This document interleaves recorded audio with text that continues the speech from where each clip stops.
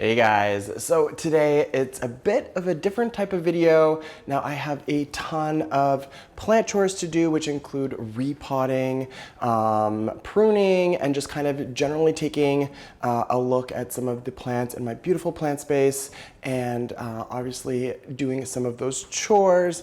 But before we get to that, there is kind of an elephant in the room. I've been keeping a secret, not only from you, but kind of from myself as well. Now, this is really hard for me. Generally, when I care for plants, they always go, it always goes very well.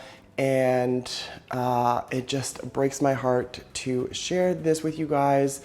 But yeah, just something hasn't really been going well, and I haven't really shared this with anyone yet, including my spouse, Jeff. He didn't really pick up on this, but basically I've been keeping something from you, and it's time to come clean and share this disaster of a plant, this disaster of an experience, and frankly, I'm a little bit ashamed of what's happened.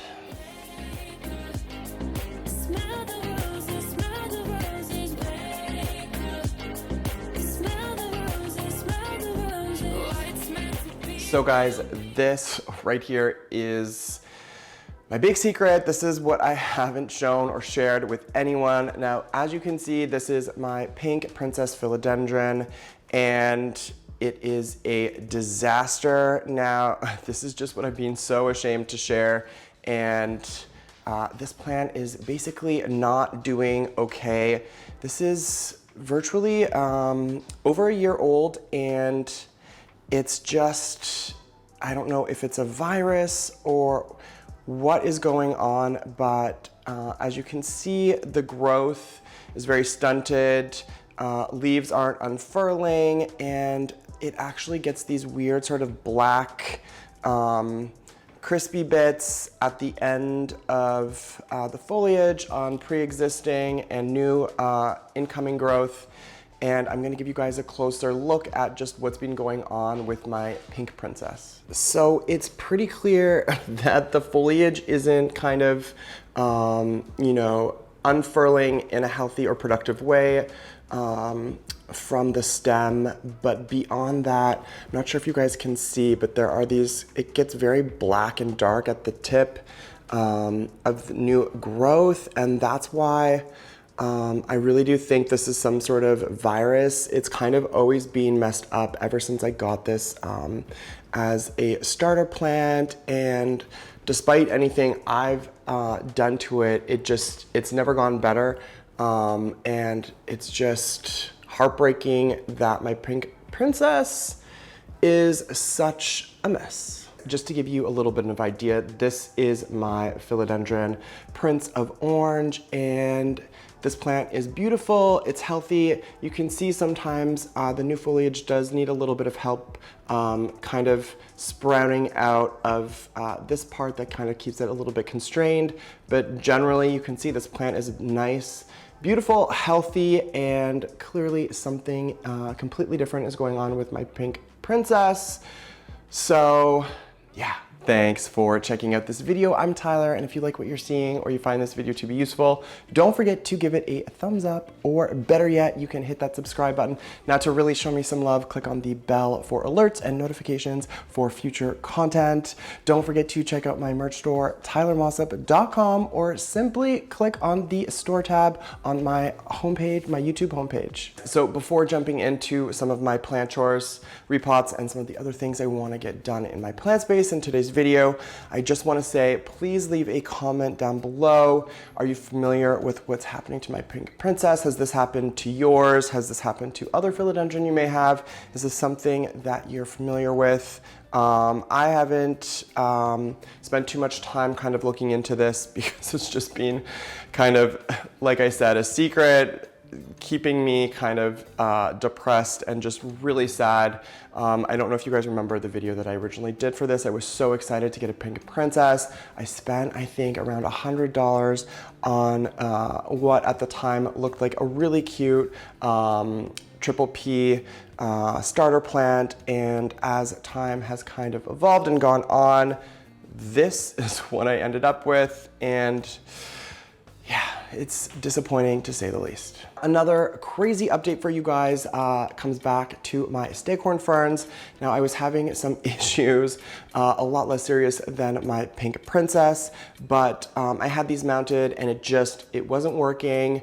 I think it has to do partially with the maturity and the age of the plant, but also just, you know, the conditions that they were getting when I had them mounted. So I potted them back up, and I am very happy to report that there is new growth coming in.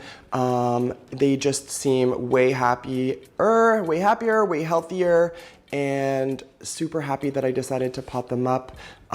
So, you know, there you go. So the first thing that I'm gonna be doing today in terms of repot is repotting this plant right here. This is my black gold philodendron, still pretty young, but definitely growing, and really excited for this to get more mature. So let's get started on this quick repot. As far as soil mix goes, I'm using, it's kind of hard to see everything that's in here, but there's about 1 part horticultural charcoal, there's about 1 part perlite, some pine bark, peat moss, and I've added also 1 part of some grit and more of a succulent mix. So this is a really good aroid mix, which should work beautifully for my black gold philodendron. I'm gonna mix this up a bit so that it's a little bit more evenly distributed. I'm going to be using this pot right here, which comes with a saucer. There is 1 nice large drainage hole. I did go ahead and add a layer of horticultural charcoal at the base,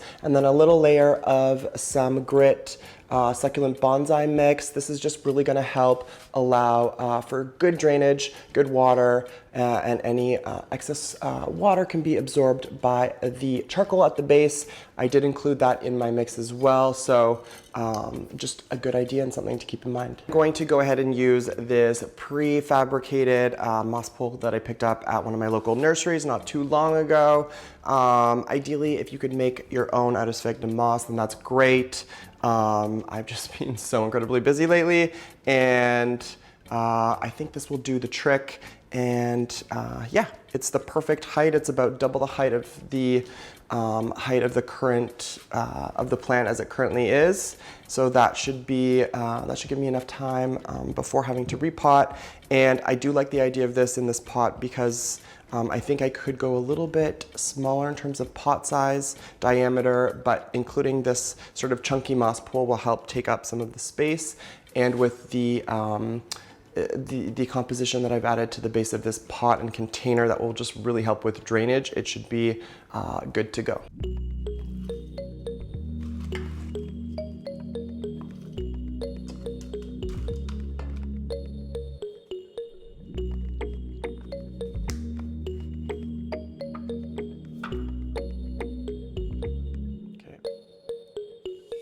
The roots are looking really nice and fuzzy. I did just water this, so if it appears a little bit wet on camera, that's because I had just watered it.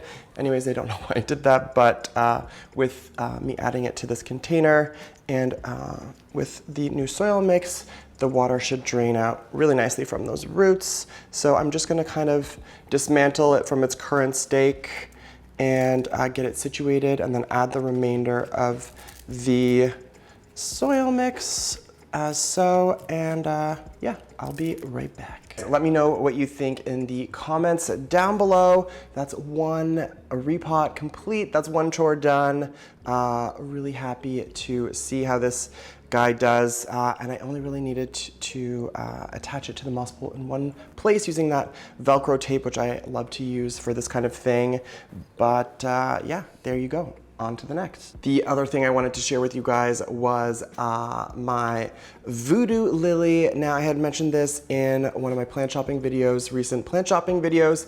Now, I did pot up the corm, and literally within no time, it shot up and sprouted, and there's foliage and leaves in there now. Really excited to see how this kind of does over time, and it does seem like it is a little bit more of a hands-on type plant in terms of the dormancy period, how long it takes and some of the drama surrounding the flower. And if you're familiar with the Voodoo Lily, you know that it's kind of similar and related to the corpse flower, and when it does flower, if you are able to get it to, it's pretty stinky. They say it smells like rotting flesh, but we'll just have to see. Either way, the flower is supposed to be this really like deep, like wine or burgundy color or red, and I have no idea what color the flower is going to be, if it's going to be more of the burgundy or the red, but I will keep you guys in the loop on this. Super exciting and really happy that it's doing really well so far. My Clivia is doing really, really well. The growth that I've had on all of the plants that I have in this pot is pretty spectacular.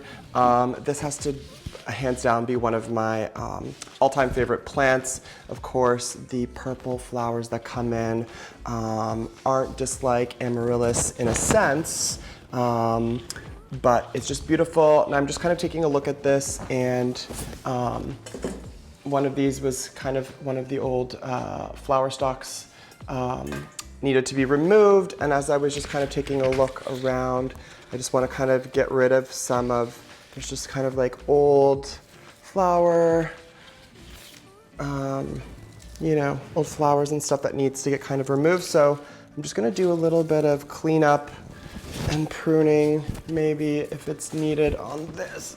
Not a lot of space on this table, but just kind of take a look here. Oh yeah, lots of stuff just needs to get removed. Okay. Sometimes I love removing this papery substance from the base of the plants. What else is going on here? Yeah, some of the, I had one Clivia plant and then I picked up a few more, and generally speaking, these plants like to be super constrained, and they do best when you have a few plants all together in one pot.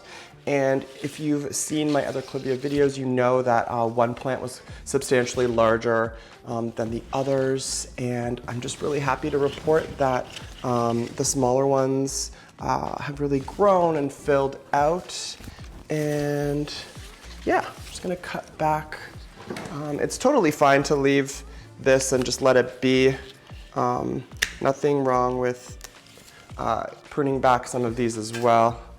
Totally up to you. Lots of new leaves coming in, which is great. These plants also have a dormancy period, which is really important. But right now it's the summer and they're not in that dormancy. It's usually during the winter that you need to just leave them be.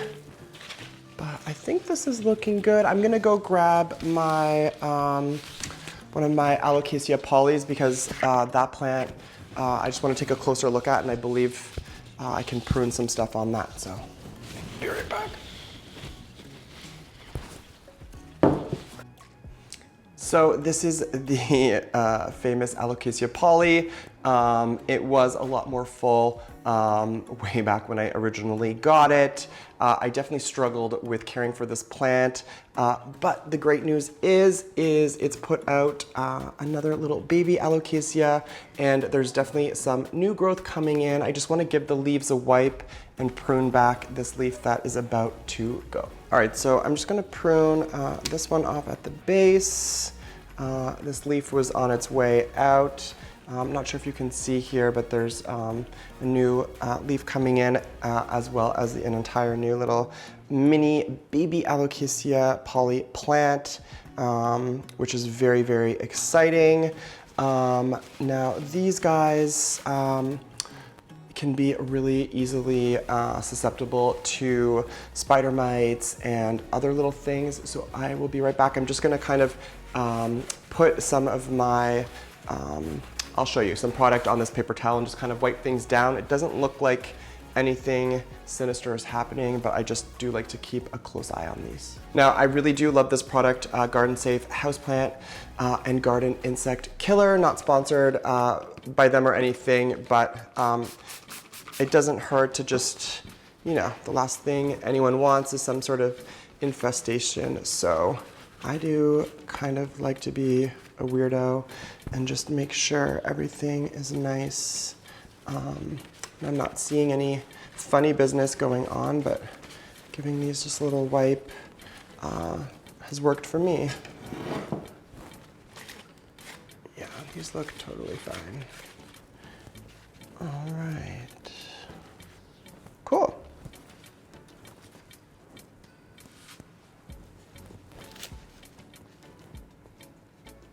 Just in case you couldn't see, here is the incoming little baby.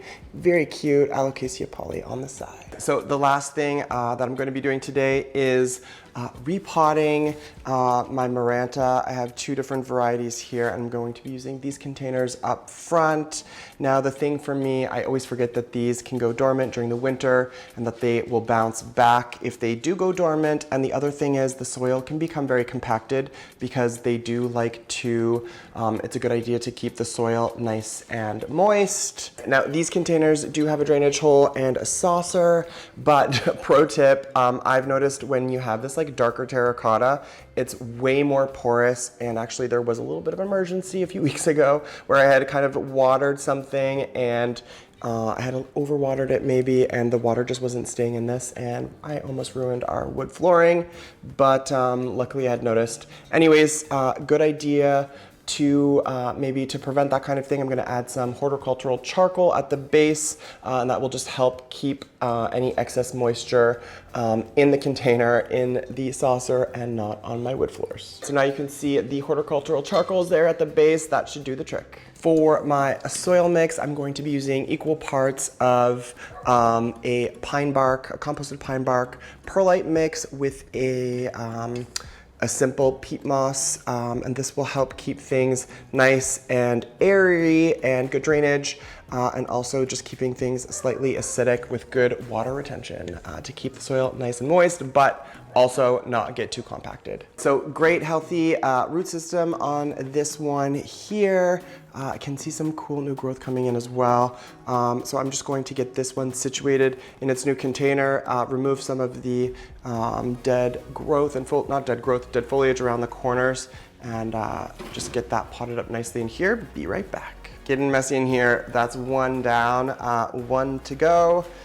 This guy was in this wee little container, but I think it will be fine jumping up probably 2 sizes, just considering the conditions that these plants like. And I do love me this rabbit foot Maranta. It's just stunning. But let's get on to this one, which can definitely use some new soil and a new pot. All right, guys, just removing some pieces that need to get removed because they are no longer alive.